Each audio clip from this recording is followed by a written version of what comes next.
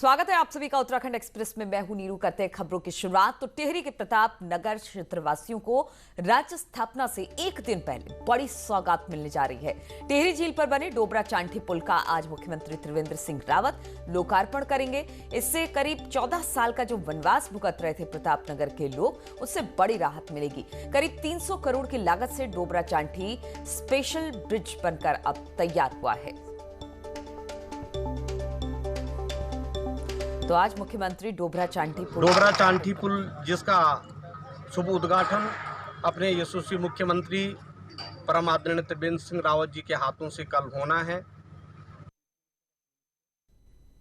और राज्य स्थापना दिवस के एक दिन पहले मुख्यमंत्री त्रिवेंद्र सिंह रावत आज डोईवाला महाविद्यालय से प्रदेश के 105 राजकीय महाविद्यालय, 5 विश्वविद्यालय और उच्च शिक्षा निदेशालय के लिए 4G internet connectivity video conferencing सुविधा का शुभारंभ करेंगे, जिसकी सभी तैयारियां पूरी कर ली गई है।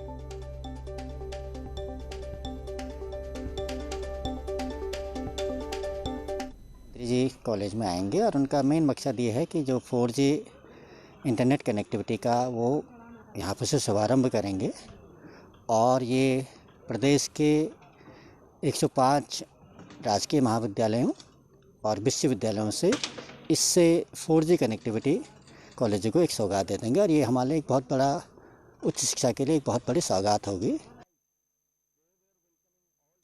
तो 4G इंटरनेट से जुड़ेंगे महाविद्यालय और एक बड़ी सौगात मानी जा रही है। 5 विश्वविद्यालय इस 4G से जुड़ने वाले हैं। सीएम त्रिवेंद्र आज इसकी शुरुआत करने वाले हैं। तो कई ऐसी सौगात हैं, चाहे वो डोबरा चांठी पुल को लेकर हो, क्योंकि वहां पर आज उद्घाटन होना है उसका। और दूसरी तरफ अगर विश्वविद्यालय की बात की जाए, स्टूडेंट्स की बात की जाए, 4G इंटरनेट से 5 महाविद्यालय जुड़ने वाले हैं, जो कि स्टूडेंट्स के लिए एक राहत भरी खबर है। और इसी पर बातचीत करने के लिए दीपांकर भट्ट गैरसैंण से हमारे साथ जुड़ गए हैं। दीपांकर, चूंकि आप गैरसैंण में हैं, कल राज्य स्थापना दिवस है और उससे पहले बहुत सारी ऐसी बातें जो उत्तराखंड के लोगों के लिए बड़ी खुशखबरी।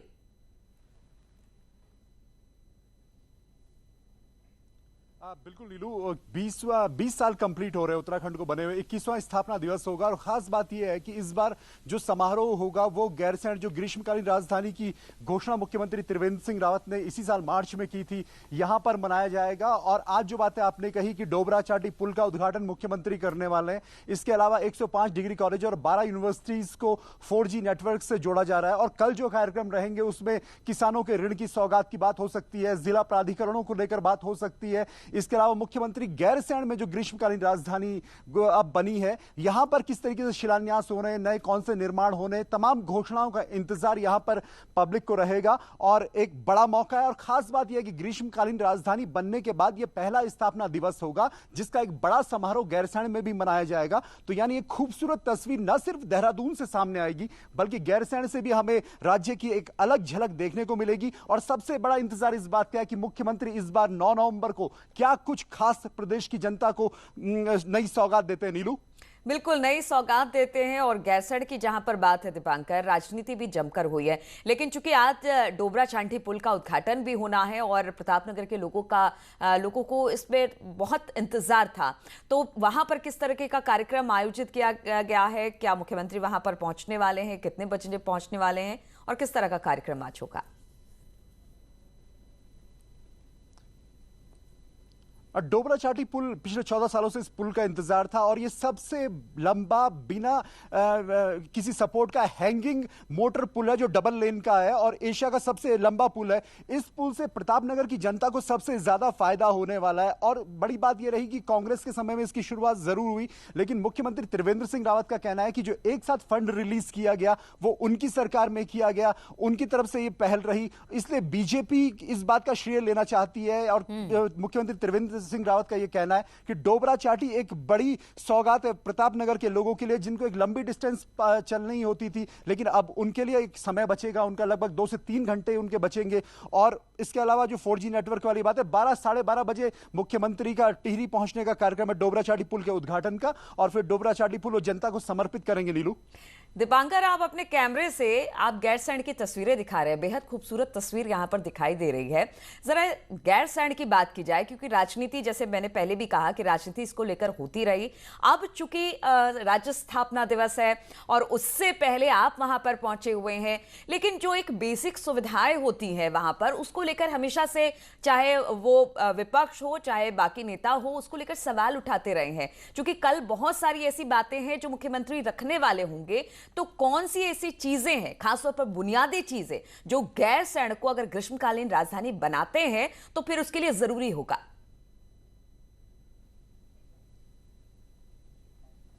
नीरू, जो सबसे अहम बात है जो आपने कही कि अगर कहीं पर आपने राजधानी बनाई है और इसे ग्रीष्मकालीन राजधानी बनाया है, तो यहाँ पर पब्लिक सेटअप किस तरीके से होगा, यहाँ पर जो सुविधाएं होनी चाहिए, बेसिक सुविधाएं किस तरीके से होंगी। तो जो बात रही पानी की, पानी को लेकर मुख्यमंत्री का यह कहना है कि मैं आपको दिखाऊं अपने कैमरामैन से अगर कहूं तो ये सामने दूधातोरी का जंगल है, जहां मुख्यमंत्री ट्रैक करने वाले 10 तारीख को लगभग 5 किलोमीटर का ट्रैक करेंगे और वीरचंद सिंह गढ़वाली की समाधि में जाएंगे। यहीं पर रामगंगा का उद्गम है और रामगंगा के उद्गम पर एक डैम बनाने की तैयारी है ताकि गैरसैंण से वहां पानी लाया जाए, गैरसैंण के लिए पानी वहां से लाया जाए। उसकी प्लानिंग पर आगे बात चल रही है, उसकी डीपीआर तैयार हो रही है। इसके अलावा मुख्यमंत्री सचिवालय का शिलान्यास भी कर सकते हैं, इसकी घोषणा कल हो सकती है और शिलान्यास हो सकता है, सचिवालय यहां पर रहेगा। तो बेसिक बात यह है कि आप अगर यहां पर सेक्रेटरी बैठने शुरू होंगे, अधिकारी यहां पर बैठने शुरू होंगे, यहां व्यवस्थाएं बननी शुरू होंगी। खास बात यह भी थी कि मार्च में इसे ग्रीष्मकालीन राजधानी घोषित किया गया और उम्मीद थी कि इस बार यहां पर कोई तैयारी होगी, सरकार यहां पर आएगी, लेकिन कोविड की वजह से तमाम तरह की दिक्कतें सामने रही,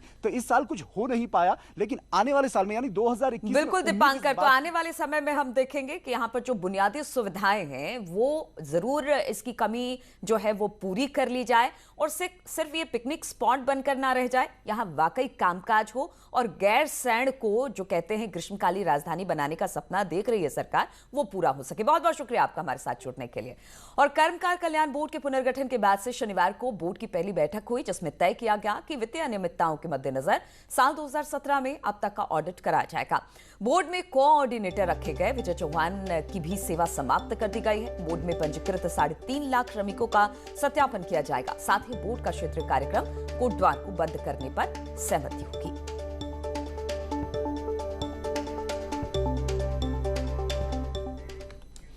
उधम सिंह नगर से खबर है, जहां पर जसपुर से कांग्रेस विधायक आदिश चौहान को अज्ञात नंबरों से फोन पर जान से मारने की धमकी मिली है। इन नंबरों से उनके साथ अभद्रता भी की गई, जिसकी शिकायत विधायक ने कोतवाली में दर्ज कराई है। पुलिस ने मामले में मुकदमा दर्ज कर जांच शुरू कर दी है और जांच और गिरफ्तारी के लिए एसओजी के साथ 2 टीमों का गठन भी कर दिया है। अननोन नंबर से मुझे कॉल आई और जैसे मैंने कॉल उठाई तो वो मतलब बदतमीजी से बात कर रहा। मैंने उससे बोला, मैंने भाई तमीज़ से तो बात कर, मैंने कोई बात करनी है तो वो सीधा धमकी पे आ गया, गाली गलौज, उल्टी सीधी बातें करने लगा। मैंने फ़ोन काट दिया। फिर उसकी कॉल कई बार आई, मैंने नहीं उठाई। फिर उसके बाद मैंने सोचा फिर मैं चलो कभी नॉर्मल होगा, फिर फ़ोन उठाया, लेकिन उनने उसी भाषा में फिर बात के अंतर्गत अभी तक 2 जगह से हम लोग को लोकेशन मिली है और हमारी 2 टीमें और एसओजी का सपोर्ट, इसके साथ हम अभी जल्द ही जल्द उन दोनों लोगों को गिरफ्तार करेंगे। और आपको बता दें कि रुड़की नगर निगम के मेयर गौरव गोयल का एक ऑडियो सोशल मीडिया पर वायरल हो रहा है, जिसमें मेयर कह रहे हैं कि मैं यहां का मालिक हूं और एक कर्मचारी को धमकाते नजर आ रहे हैं। मेयर का फोन नहीं उठाने पर कर्मचारी को धमकी भरे अंदाज में बात कर रहे हैं। वहीं ऑडियो में अधिकारी के ट्रांसफर कराने की भी धमकी देते वो सुनाई दे रही है। और आपको अब वो ऑडियो सुनाते हैं जो सोशल मीडिया पर वायरल हो रहा है। कल को इनकी सबकी परमानेंट टेम्परेरी जितने लोग हैं आउटसोर्स को सबको बुला लो कल। जी ठीक सर। एक तरफा आप मुझे लिख के दो, आपको खाली बिठा रखा है दफ्तर में। गौतम आ जाए। तुम्हें जब मैंने फ़ोन कराया क्यों नहीं तुम? तुमने मैडम को बताया नहीं कि मैंने मीटिंग के लिए बुलाया तुम्हें? मैंने बुलाया सर, मैडम को बोला था सर। हाँ मैडम बोल रही थी कि पहले रामनगर चले जाओ, फिर उसके बाद 11 बजे की बात है, जब मैंने 1 बजे फ़ोन करा तुमने कि यहाँ आए क्यों नहीं तुम? यहाँ का मेयर कौन है? मालिक हूँ मैं यहाँ का, समझ गए? नहीं कुछ नहीं है मैडम, मैडम ट्रांसफर करा दूंगा इनका, 2 दिन में चले जाएंगे लोग यहाँ से। 2 दिन का काम है इनका, इतना लंबा काम नहीं है। मैं भी 4 साल 2 महीने आऊँ, सब लोग समझ लो। अब तक तो जो स्थिति चल गई, जो चाहूँगा वो होगा। अभी यहाँ नगर निगम में बीजेपी की सरकार रहेगी, जो भी आप लोगों में से भी परेशानी आवेगी, किसी को भी भी दिक्कत आवेगी, तुरंत अपना दिमाग अपना सब लोग सही करके रख दिया, सेवाएं समाप्त कर दी तुम्हारी, जाओ मौज लो आज से। मैडम देगी नौकरी। तो समझ नहीं रहा कुछ। फोन मिलाया तूने 2 बार, उठाया क्यों नहीं तूने फोन? फोन क्यों नहीं उठाया मेरा? है मैडम ने मना करा था तो मैडम के सामने फोन नहीं उठाना था मेयर का। मेयर कुछ नहीं होता। पता नहीं कितने अधिकारी फिर रहे हैं और किसी को भी कोई दबाव मानने की जरूरत नहीं है। कोई भी बात तो मुझे बताओ सीधे। मैं क्यों कार्रवाई करूंगा? मैं तो पारदर्शिता के साथ अपना जीवन जीता हूं।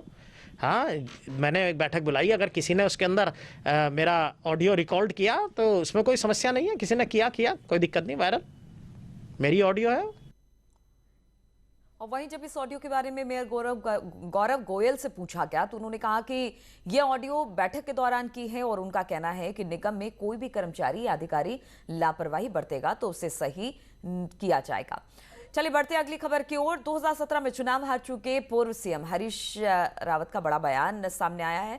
हरदा का कहना है कि जो लोग कल तक उनसे सवाल पूछते थे वो अब समर्थन दे रहे हैं। हालांकि बीजेपी ने पलटवार भी किया।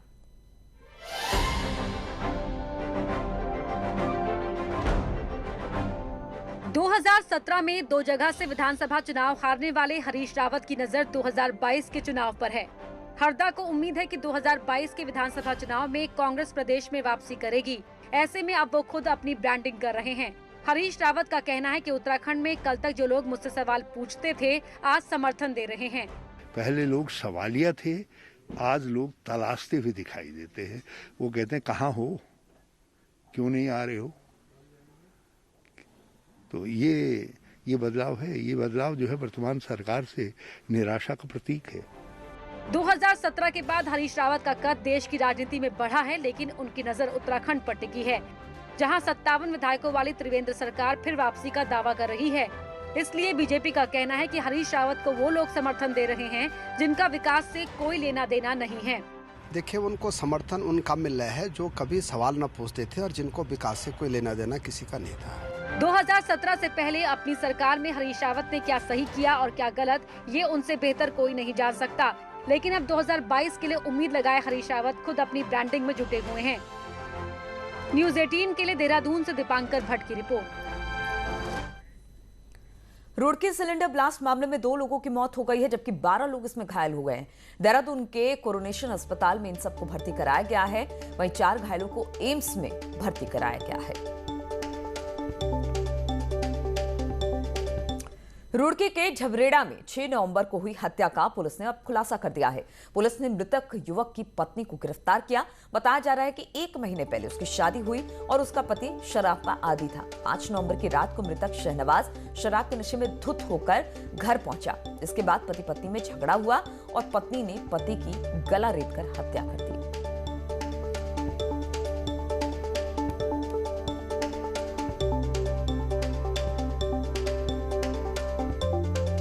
हालत में घर आया था और उसने अभियुक्ता के साथ मारपीट की थी। लगातार नशे की प्रवृत्ति का शिकार होने और उसके साथ मारपीट किए जाने की स्थितियों से आजिज आकर उसने उसकी हत्या की है।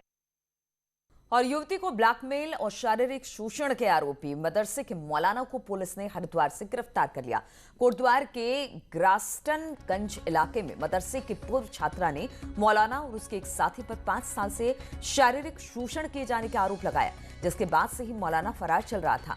युवती का आरोप है कि मौलाना ने मदरसे के भीतर उसके साथ कई सालों तक बलात्कार किया और उसकी शादी के बाद उसे ब्लैकमेल करता रहा, फिर से शारीरिक शोषण किया। वहीं मामले में पुलिस ने मौलाना को हरिद्वार और उसके साथी को उत्तर प्रदेश के बिजनौर से गिरफ्तार कर लिया है। कुछ दिनों पहले हमारे यहाँ थाने में ये तहरीर दर्ज कराई गई थी महिला के द्वारा और उसमें जो उचित धारा है उस मुकदमा दर्ज किया गया तथा महिला के माननीय न्यायालय में उनके बयान भी दर्ज किए गए और इस आधार पर जो उस केस के जो 2 मुख्य मुलजिम हैं उनको कल गिरफ्तार किया गया और उनको आज माननीय न्यायालय के सामने किया। और रुकते हैं छोटे से ब्रेक के लिए, बहुत जल्द लौटेंगे।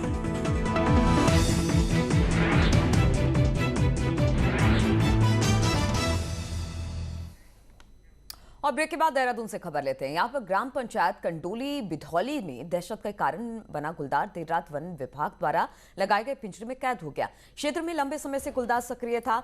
वो 2 पालतू पशुओं को भी मार चुका था। कल ही वन विभाग द्वारा इस स्थान को पिंजरा लगाया गया था, जिसपे देर रात गुलदार कैद हो गया।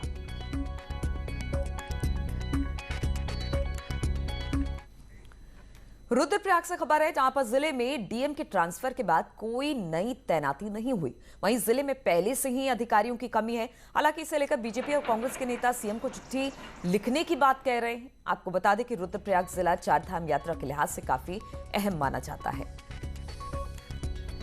अच्छी तरह से कार्य भी जो है अधिकारियों को करनी चाहिए, जनता की बात भी सुननी चाहिए। अच्छे अधिकारियों की भी आवश्यकता सभी जगह होती है, लेकिन यहाँ पर जो है यात्रा रूट पर अति आवश्यक है कि अच्छे अधिकारियों का होना, जो कि सबकी सुने और साथ साथ ही जो है निर्णायक क्षमताएं भी जिनके पास हों। तो मैंने माननीय मुख्यमंत्री जी से आग्रह किया है कि जल्दी से जल्दी जिले में जिलाधिकारी सहित सारे राजस्व अधिकारियों के पद भरे जाएं।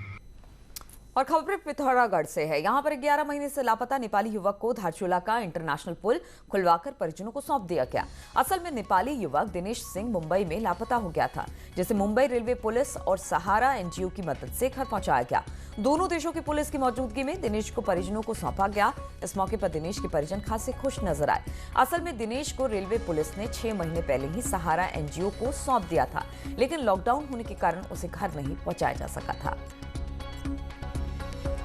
मेरे पास मुंबई से एक एनजीओ की टीम पुलिस टीम के साथ आई थी और एक युवक इनके साथ, एक नेपाली युवक है जिसका नाम दिनेश धामी है। नेपाल के धूलीगढ़ का रहने वाला है। तो ये लड़का पिछले साल जुलाई में नेपाल से मुंबई चला गया था। 4 महीने पहले मुंबई में गया था, उधर में बड़ा शहर में मिसिंग हुआ था और एक सारा एनजीओ है और मुंबई सेंट्रल रेलवे पुलिस ने मेरी मदद करके और मुझे यहाँ छोड़ा, नेपाल तक मैं घर पहुंच सकूं और मेरी मां के पास आ सकूं। उन्होंने मेरी बहुत मदद की है। तो इन्हीं तमाम खबरों के साथ इस बुलेटिन में फिलहाल इतना ही। रुकेंगे छोटे से ब्रेक के लिए, लेकिन ब्रेक के बाद भी खबरों का सिलसिला जारी रहेगा।